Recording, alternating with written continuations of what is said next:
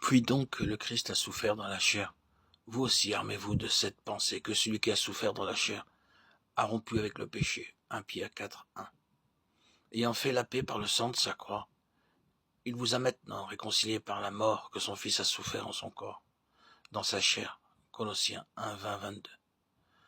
Le prophète Ésaïe nous déclare expressément que ce ne fut pas pour lui-même que souffrit l'homme de douleur, mais pour ceux qui s'étaient égarés.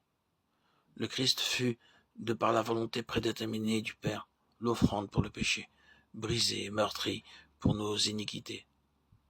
Reprenant le même thème, l'apôtre Paul écrit aux Romains que Dieu prédestina le Christ à être la propitiation de ceux qui auraient foi en son sacrifice. Romains 3, 25.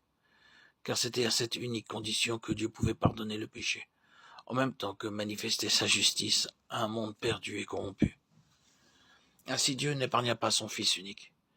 Il ne s'épargna pas lui-même, car il est écrit que Dieu était en Christ, réconciliant le monde avec lui. Voilà la bonne nouvelle de paix que doivent proclamer les messagers, ce que le Christ ressuscité a créé, ambassadeur auprès des âmes qui périssent, pour supplier celles-ci d'être réconciliées avec Dieu. Ils doivent plaider avec elles, comme si Dieu lui-même le faisait par eux.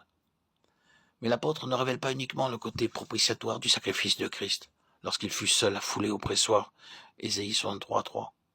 Il enseigne expressément l'union nécessaire avec Christ en sa mort, l'union des rachetés avec celui qui paya leur rançon.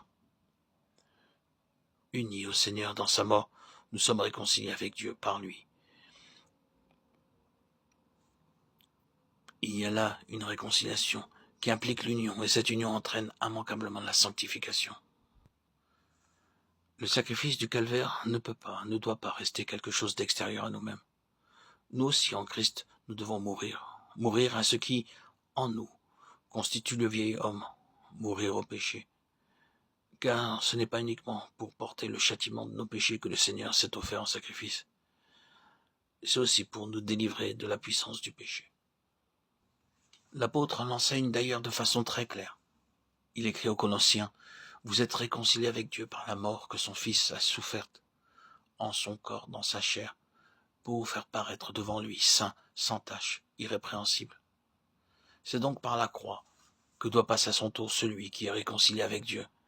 C'est par la croix qu'il peut entrer dans ce royaume, où Christ le présentera au Père, saint, sans tache, irrépréhensible. Ceux qui ont été réconciliés par la mort de Christ sont morts avec lui au péché.